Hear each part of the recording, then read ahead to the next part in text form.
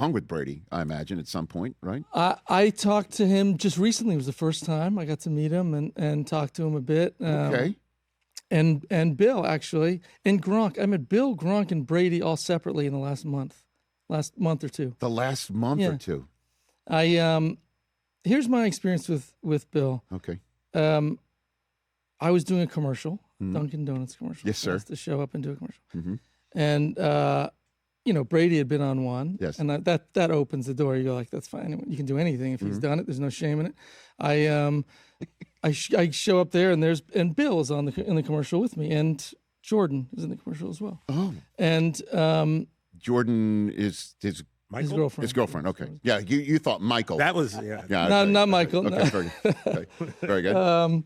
And he was really nice, super friendly, nice guy. We chatted a little bit. He was open to doing anything in the commercial. And then it was lunchtime. I went to our trailer. We shared a little trailer, like we each have our own little room and bathroom, but the walls are paper thin. I'm sitting there eating my lunch quietly, and I can hear every word in the other side. He is monologuing his analysis. I can't remember what it was like. It was like the Bills. Colts. What was the game? It was like the playoff game. I don't remember who it was. Just recently, last year. It was last year. Oh, okay. No, last year. Okay. And he's and doing an analysis. I don't know who he's talking to, but it was brilliant. And I mean, this is the guy who says 3 words after a huge game, goes to a press conference, and is very gruff, and says nothing. And he didn't stop talking. There's no ums, no ahs, no maybes. It was just a steady stream of analysis about the game. That was, I don't know that much about football, but I was like, this man is really, really brilliant about the game. There's nothing. I've been fortunate to be around him talking ball. There's no one can. I would sit there, listening to him talk about ball in a certain 5-dimensional way, and I thought to myself, he was still coaching at the time. I'm like, how does anybody ever beat him? Yeah. Because I can't imagine. There's obviously terrific coaches, great coaches.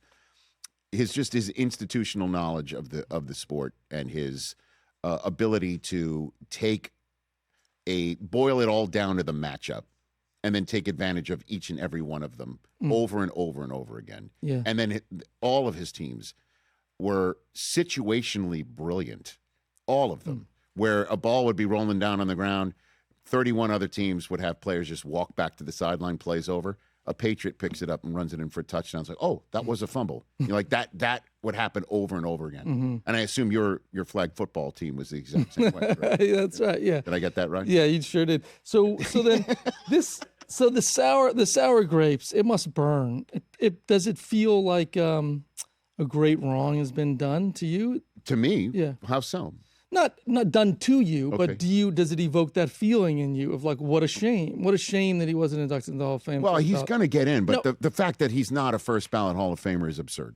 It's absurd. There's just no other way you can slice it. And I understand there's a conversation about the process and how many people could vote for or who's in the same bucket of voting with him, which Kraft is one of them, and 3 other guys who are going in as a Veterans Committee grouping. Only 3 of those 5 could go in, and some people didn't vote for Bill, which is. Do you think they didn't vote because they thought he was just a shoo-in, or do you think there are some who probably thought, well, others will vote for him, so I don't have to. I'm going to vote for these senior committee members, 3 senior committee finalists who never get really up for a vote, so I'd rather get them in, and Bill will get in eventually, or someone else is going to take care of the vote for us as a collective this year, and he wound up not getting. And then there may be sour grapes of some people who are just like, I'll show him. Or some writers are like, he was rude to me once. I don't know. I'm ascribing something that I'm unfamiliar. I hope it's not that. Me too. You got to let when the game's over, you got to just celebrate the game.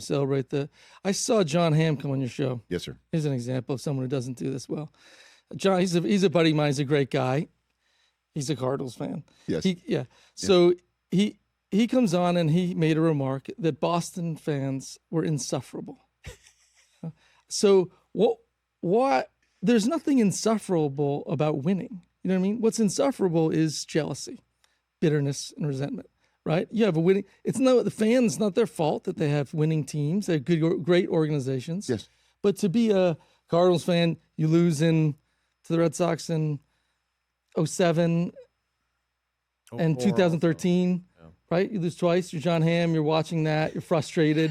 Then you get your moment on the great Rich Eisen Show, and you just badmouth the fans of the Red Sox. What are we supposed to do? What are we supposed to do? Not root? Not cheer for our team? Not be happy when our teams win? What was that about? Were you here when he said that? Jealousy and envy. It was jealousy, bitterness. He's a great guy. I played on a baseball team with him. Okay. He was all right. I think he's better than that remark, is all I'll say. I love him, but he's better than that remark. Here. Yeah. Oh, my God. The sullenness with Casey's just throwing darts. And the same should be said for this committee that they voted. They're better than that. They made a mistake out of jealousy, right? Agreed. But there's that quote about committees. It says, in all the parks in all the cities, I've never seen a statue of a committee. Casey Affleck, everybody. Thank you. Do you feel you got that off your chest? Yeah, thank you. I'm done with that. Ham's been here many times. Was that like a 5-6-year-old grudge that we just saw worked out here? I think it was probably 2024, which was recent. 11 years after he lost the Red Sox, and he's still thinking about it. Yeah.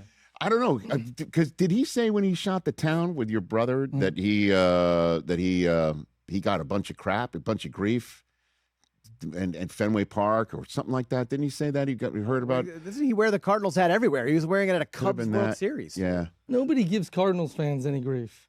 Nobody feels like they're their rival. Nobody's upset. You can wear a Cardinals fan, right? That doesn't upset anybody. The Cubs are their rivals, but I mean, I guess they don't pay them too much mind.